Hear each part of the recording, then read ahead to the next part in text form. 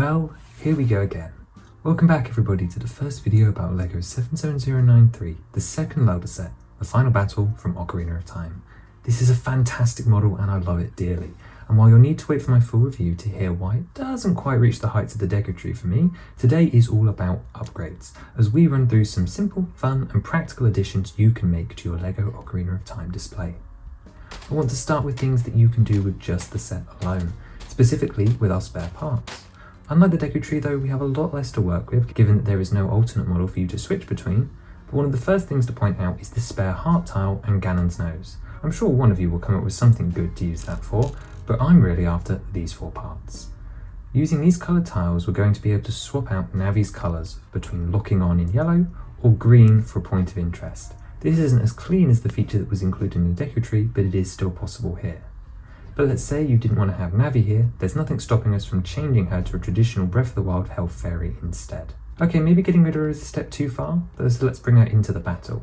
The model already attaches her to a transparent stand, and with one spare part that is included in the set, this lets you pose her, companion and hero, next to each other, again giving you plenty of options to move them all across the model. This works in reverse too. Link and his stand are usually posed right here on the tower, and well, I don't love this. It's quite loose and I actually have a better spot for an action pose, the Navi Wiggler. Right, that's patent pending. Link has his own clear stand included, so just remove the stud from the bottom and stick it into the Wiggler, and now your Link has a little bit of chopping motion backwards and forwards. Again, not perfect, but it allows me to do this. Again, not perfect, but I much prefer this to having him static on the roof. Some small additions are up next. Ganon is nearly perfect, but with this spare poser piece that's included in the set, alongside adding one transparent element, either the straight or the curved, from your own collection, we can give Ganon's tattered cape a bit of a swoosh. It's subtle, unless you don't want it to be, but I feel it does add a little bit of dynamism from certain angles. I feel I want to offer some posing advice for Ganon quickly as well. Lots of the early reviews made it out like he can't actually stand up on his own, and honestly that's just not the case. Yes, the legs are a little on the small side, but if you actually keep them close together, not only does this mean the skirt fit better and flow across the body, but he's actually really stable. More adventurous poses do also work, but let's use the tail as a third stabilizer as well. Honestly, where I needed help was actually attaching him to the base. I'd start with the back leg, line it up sideways and remember to leave a 2 stud gap between it and the end of the plate, then twist the torso forward, spreading the leg until it lines up with the dark patch on the ground here. It's quite secure once pressed down and can take a little bit of a hit while wrestling him into place, so no need to be too gentle. Just make sure to swing the tail to the side or it will stop him from connecting properly, which is something I didn't notice my first time. We could also add some friends for Ganon, including the Calamity Ganon, Echo's Wisdom Ganon and NES Ganon, and all are available as free instructions using the link in the description. I also wanted to put my two Ganondorfs together as well. For me, adding some 1x4 tiles to the tower is also a must-do. You do lose the Link jumping point from this, but as we discussed, we can add him to the Navi Wiggler instead, and I really feel it rounds out this section, making it a lot cleaner. I really like it. We can also use a selection of parts from our own collection to expand the rubble on the model. I've gone for these unicorn horns and modified bricks, but a variety of shaped tiles to form cracks and cheese slopes are also a good idea. So feeling this is going to be hard to do tastefully on the current base, but my next modification is to suggest adding about 6 to 8 studs of width, which is a pretty big modification, and the idea behind this is just to space Ganon away from the rubble a bit. Here's a simulation using a colour plate to make things clear for you. You would also of course need to order some black plates in order to extend the trim around it. But let me know if this is something you want to see a full video on as well, as it does sound like a lot of fun to attempt. For now, here's what I'm doing with my rubble. Let's quickly talk about the figures now. Not much to say here, but Miss Piggy, the minifigure from the CMF series, provides potential arms for our princess, depending on how you like the gold skin and lavender balance. With the golden shoulder trim on the armour, I feel that the Miss Piggy arms are more accurate, so I would be changing them. However, I'm honestly a little bit scared to take arms off a perfectly good new figure. I do like her Triforce energy waves, but here are some alternate options for different scenarios, and we'll be using these for a little tennis match later on. Power blasts are honestly my favourite option for her, with the zappy ones being a little too evil and the lightning being just too big. For Ganondorf, I have a horse to bring in. This is from the Weathertop and Black Gate Lord of the Rings sets from back in around 2012. It might be expensive to pick up now, but it's just too good not to at least try. And next let's try his phantom form. I think I went for the wrong head here. You should be trying the Crossbones 2016 head. I opted for the Black Panther horns in white, which would have suited that head better, but honestly this is just pretty trash. I do like the staff though. It's not 100%, but it's a great jumping off point, and it's a bit special to me as it matches my Phantom Ganondorf design that I drew back in 2020. It's a bit of a shame that the best figure in the set gets stuck in this rock pile when you display the Ganon scene. So I wanted to whip up some side builds as a display for him. First up, his tennis fight with Link. Instructions for this are available for free using the link to my page in the description. If you have the Deku Tree, this also works as a place to add the Ocarina of Time adult Link from that set, as if you build the Breath of the Wild version and young Link is in the treehouse, this poor boy has absolutely nowhere to stand, and it leaves your Ganon set completely untouched with its Link in the model. Ganondorf can fly on these transparent poses, and we can move the other studs around the rooms and move Link about as well. We can even place his legs on backwards so that he can be in his stunned form on the ground on the platform. The whole point was to keep this display small and cheap to do. I also really love how the light can come in through the window. It's very atmospheric. Let's add our Energy Tennis 2.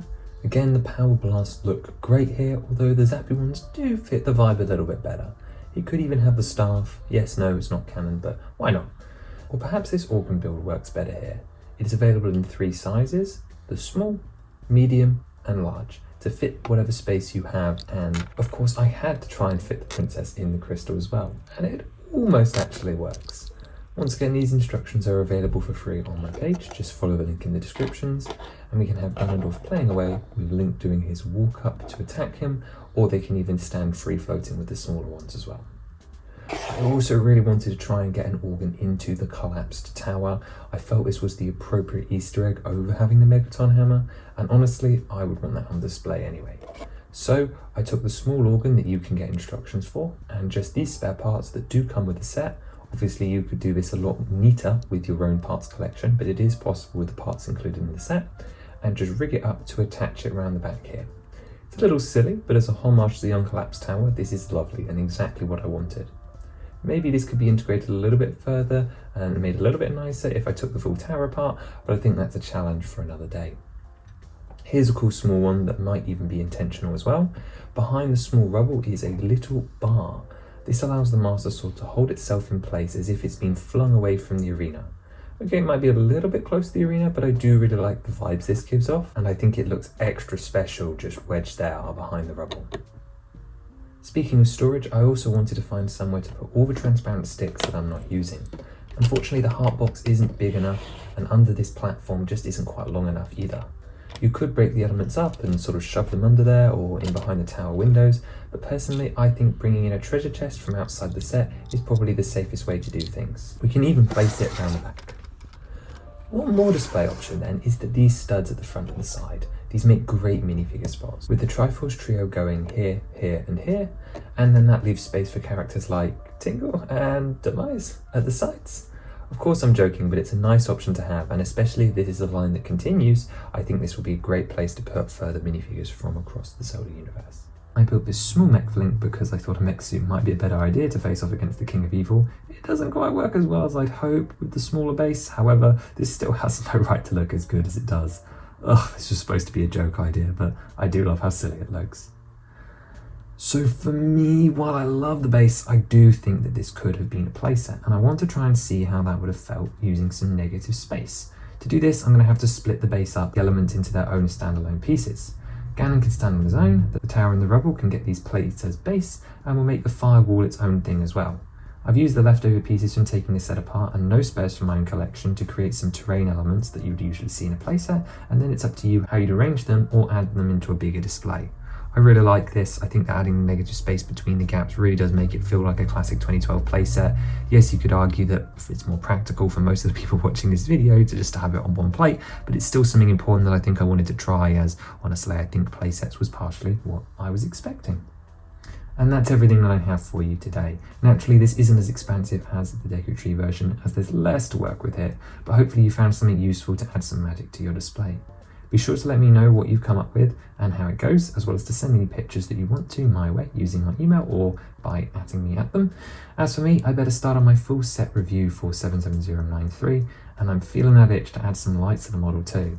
Then I do have some potential ideas from an old build or two as well, which could be a lot of fun. So if you've enjoyed, leave a like on the video or a nice big subscribe, and I'll see you all very, very soon. Have a wonderful day. Bye-bye.